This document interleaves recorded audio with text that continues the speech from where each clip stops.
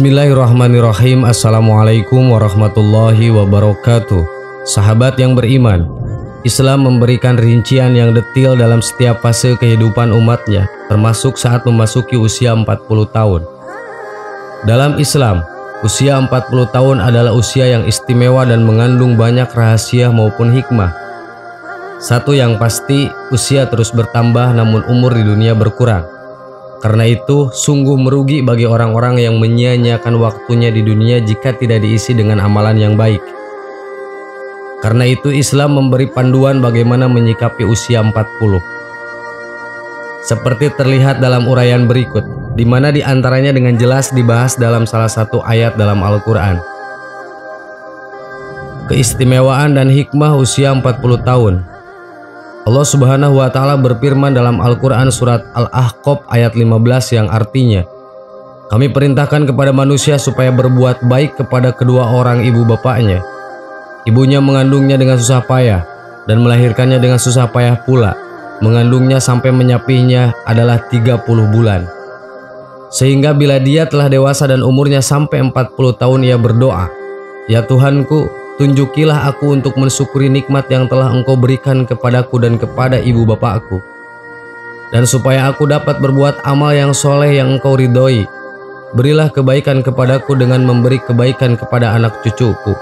Sesungguhnya aku bertaubat kepada Engkau dan sesungguhnya aku termasuk orang-orang yang berserah diri.'" Quran Surat Al-Ahqaf ayat 15. Usia 40 tahun disebutkan dengan jelas dalam ayat tersebut. Pada usia 40 tahun inilah manusia mencapai puncak kehidupan baik dari segi fisik, intelektual, emosi maupun spiritualnya. Pesan yang terkandung dalam ayat tersebut ialah betapa pentingnya usia 40 tahun itu bagi manusia.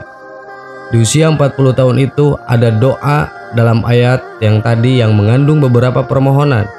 Permohonan tersebut antara lain untuk ditunjukkan rasa syukur atas nikmat yang selama ini diberi. Kemudian permohonan agar dapat berbuat amal baik selama sisa umur di dunia. Lalu permohonan agar diberi kebaikan untuk anak cucu hingga bertaubat dan berserah diri kepada Allah Subhanahu wa Ta'ala. Salah satu peringatan Allah terkait umur diabadikan dalam Al-Quran. Dan mereka berteriak di dalam neraka itu, "Ya Tuhan kami, keluarkanlah kami, niscaya kami akan mengerjakan amal yang soleh berlainan dengan yang telah kami kerjakan. Dan apakah kami tidak memanjangkan umurmu dalam masa yang cukup untuk berpikir bagi orang-orang yang mau berpikir? Dan apakah tidak datang kepada kamu pemberi peringatan? Maka rasakanlah azab kami dan tidak ada bagi orang-orang yang zalim seorang penolong pun." Quran Surat Fatir ayat 37. Maksud dari memanjangkan umur di sini adalah 40 tahun. Sebagaimana penafsiran dari ulama klasik seperti Imam Hasan Al-Basri.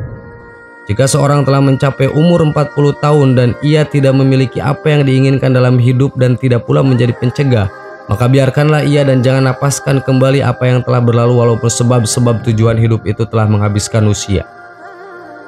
Ibnu Katsir menjelaskan bahwa ayat tersebut memberikan petunjuk apabila manusia menjelang usia 40 tahun, hendaklah memperbarui taubat dan kembali kepada Allah dengan bersungguh-sungguh. Rahasia umur 40 tahun.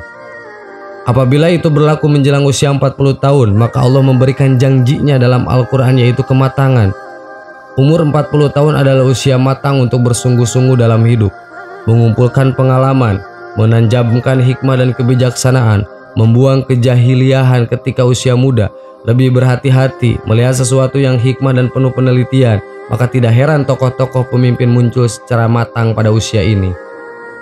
Mengapa umur 40 tahun itu begitu penting?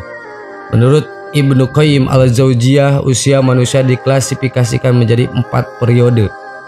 1. Anak-anak, sejak lahir hingga akil baligh. 2. Pemuda, sejak akil baligh hingga 40 tahun. 3. Dewasa, 40 tahun hingga 60 tahun. 4. Tua, 60 tahun ke atas.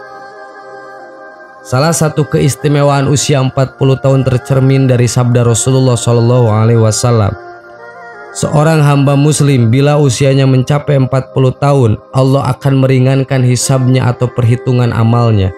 Jika usianya mencapai 60 tahun, Allah memberikan anugerah berupa kemampuan kembali bertaubat kepadanya. Bila usianya mencapai 70 tahun, para penduduk langit malaikat akan mencintainya. Jika usianya mencapai 80 tahun, Allah akan menetapkan amal kebaikannya dan menghapus amal keburukannya. Dan bila usianya mencapai 90 tahun, Allah akan mengampuni dosa-dosanya yang telah lalu, juga akan memberikan pertolongan kepada anggota keluarganya, serta Allah akan mencatatnya sebagai tawanan Allah di bumi. Hadis riwayat Imam Ahmad. Doa ketika berumur 40 tahun. Dalam Al-Quran, Allah mengajarkan satu doa bagi hambanya yang berumur 40 tahun. Allah berfirman, "Kami perintahkan kepada manusia supaya berbuat baik kepada dua orang ibu bapaknya.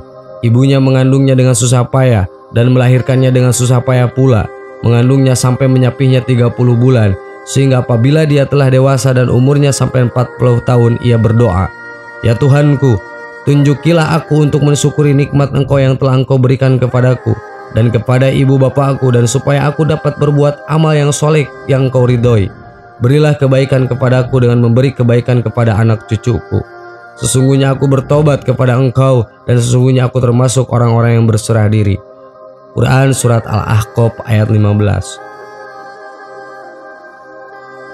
Sahabat yang beriman, itulah doa yang dianjurkan dibaca ketika kita genap usia 40 tahun. Semoga bermanfaat. Amin. Wallahu a'lam. Wassalamualaikum warahmatullahi wabarakatuh.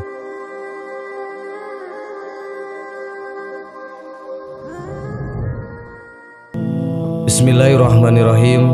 Assalamualaikum warahmatullahi wabarakatuh.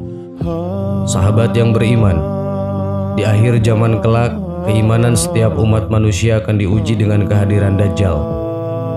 Dajjal akan menjadi penggoda terberat dan penyebar fitnah sebelum hari kiamat tiba. Dengan segala tipu dayanya, ia akan menjerumuskan manusia hingga terjerumus ke dalam lembah kenistaan. Namun ternyata bukan hanya Dajjal yang menjadi musuh umat Islam. Ada sosok manusia yang justru lebih berbahaya dibandingkan makhluk bermata satu itu.